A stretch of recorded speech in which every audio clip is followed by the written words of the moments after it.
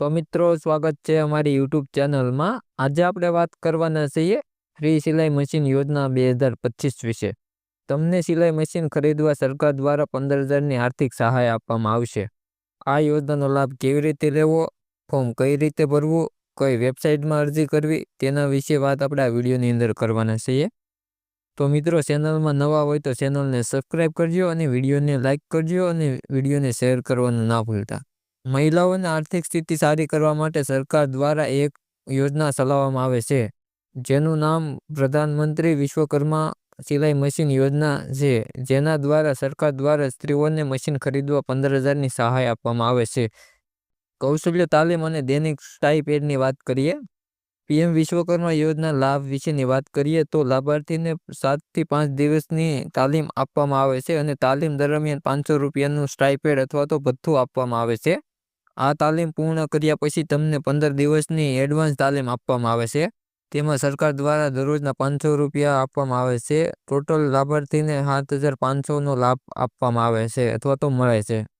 Toolkit માટેની નાણાકીય સહાયની વાત કરીએ આપણે। પીએમ વિશ્વકર્મા યોજનામાં એક બીજી સહાય પણ આપવામાં આવે છે, જે ટૂલકિટ સહાય છે, જે લાભાર્થીને કોઈ પણ સાધન ખરીદવા માટે ₹15,000 રૂપિયાની સહાય આપવામાં આવે છે। જેમાં કે કોઈ કારીગર છે તો તેમને કોઈ પણ સાધન લાભાર્થી ખરીદી શકે છે। પીએમ વિશ્વકર્મા યોજના ગેરંટી વગર લોનની વાત કરીએ। પીએમ વિશ્વકર્મા યોજના હેઠળ તેમને લોન પણ આપવામાં આવે છે, કારણ કે 1 લાખ રૂપિયા સુધીની લોન તમને મળવાપાત્ર થશે, જે તમારે 18 મહિનામાં ચૂકવવાની રહેશે અને તેનું વાર્ષિક વ્યાજદર 5% હોય છે। અને તમને બીજા તબક્કામાં 3 લાખની લોન આપવામાં આવે છે અને તમારે આ લોન 36 મહિનામાં પૂર્ણ કરવાની રહેશે।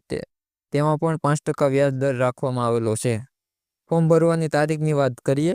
15મી જાન્યુઆરીથી 2025થી લઈને 31 માર્ચ 2025 સુધી ફોર્મ ભરી શકશો। પીએમ વિશ્વકર્મા યોજનાની પાત્રતાની વાત કરીએ।